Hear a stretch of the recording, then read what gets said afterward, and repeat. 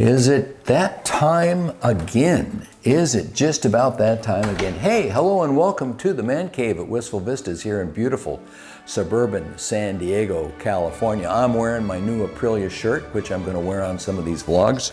Hey, I think I cut quite a figure in this. Now be honest, tell me, doesn't this look, I think it makes me look like a real Aprilia kind of a stud, wouldn't you say? Anyhow, it's very expensive, got it on the internet, where else? And it's a button-up as opposed to a pullover polos, which is kind of nice actually, and works well. Does seem a little over the top. All right, just a few minutes here. I want to share with you a discussion about equipment. Now, I've just done a few vlogs talking about my go-to equipment that I will typically hop into as I take off and go out through Wistful Vistas here for a motorcycle ride. One of the things about equipment I want to mention is we're all looking, I call it equipment nirvana. We're all looking for that one piece of gear that's going to solve all of your riding issues every time you ride. In other words, that one jacket, that one piece of gear that you'll wear hot, cold, rainy, not rainy, whatever, all the time. It's a unicorn, ladies and gentlemen. It does not exist, especially if you have temperature extremes. Now, our temperature extremes trend upwards. I can ride on 3-figure temperature F days, 100 degrees Fahrenheit. The lowest temperatures I typically ride in are in the 50-degree F days, although a couple of years back I was up near a town called Julian, east of here, beautiful spot, and it was in the 40s, and I was doggone cold.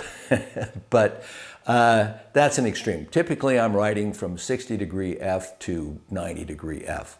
And even in that range, there are jackets that are appropriate for those cooler temperatures, jackets that are appropriate for the hotter temperatures. So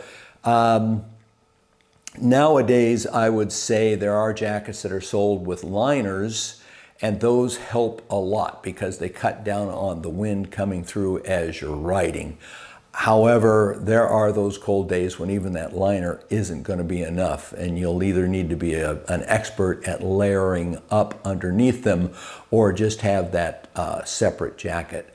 For me, what that typically means is I'm more comfortable in a mesh or textile jacket with a liner as a go-to piece of riding gear than I am with a leather jacket, even though I think the leather looks cool, it makes you feel like a real motorcycle rider.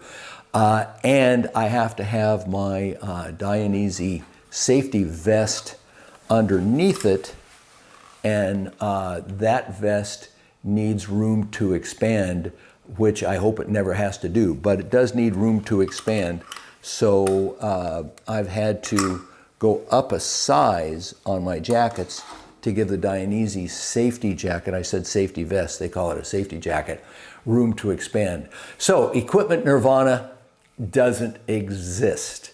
The other side of that whole issue of what you wear on the motorcycle is what's safe and what isn't safe. Is a really expensive piece of gear produced by a name manufacturer like Dainese, whom I happen to like, more safe than a lower price piece of gear? Here's one.